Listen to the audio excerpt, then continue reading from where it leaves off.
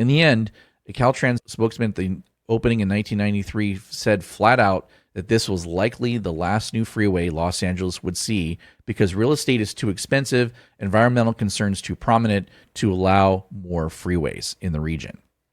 That statement has held true in the decades since. LA hasn't built a new freeway since, focusing instead on transit and limited expansions of existing roads. Here in the Inland Empire, however, the gap in the 210 between the 57 in San Dimas and the 215 in San Bernardino was closed in the 2000s, though it had been on the books as a planned freeway for decades prior. The only way new highway capacity has been added is by finding creative ways to pay for it, which often leads to tolls or public-private partnerships, as we'll discuss.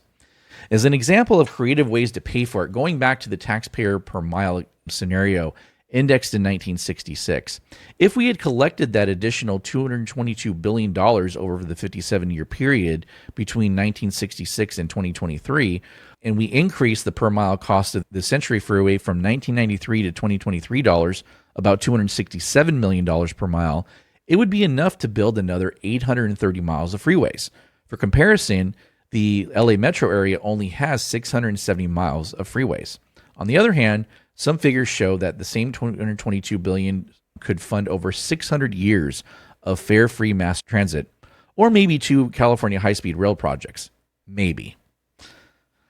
Now, when people see congestion and see new housing tracts or shopping centers being built, a common reaction is, those developers should have to pay for the new roads. Indeed, there is logic to making growth pay for the infrastructure it requires.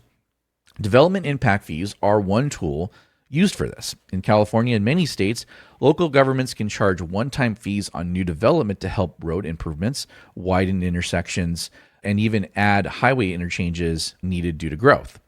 These are not taxes per se, but they function as you build it, you contribute to the public infrastructure charges. However, there are important limitations to what development fees can do.